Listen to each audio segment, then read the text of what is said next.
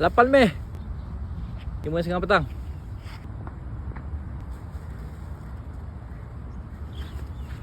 Geng yang dah ada membership, datang training jangan lupa buat 2 benda. Yang pertama ambil berat.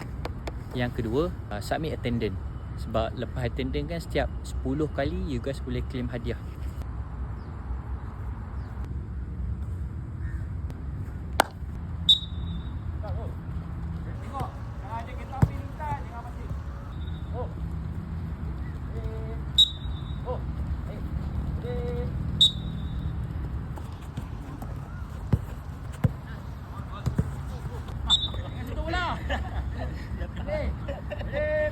Bola hilang.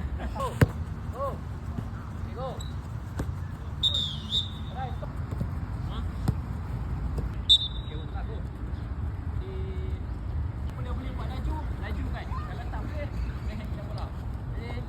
Okey, dah habis, bawa bola ke belakang.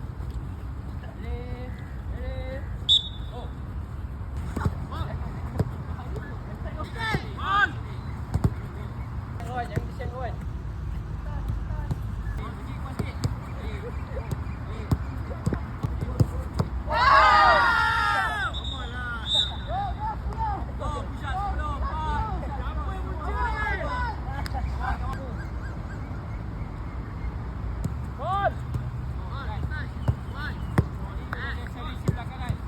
Ni fighter hujan ni.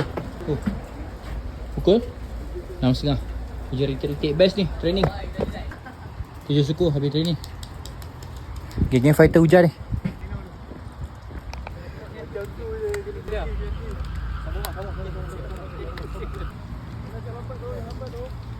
Student-student yang special. Come on, go!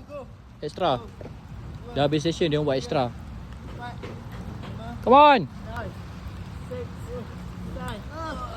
Last one, up, last one, go. 1, 2, 3, 9, 10, 1. Okay, rest. Okay, game. 3 set.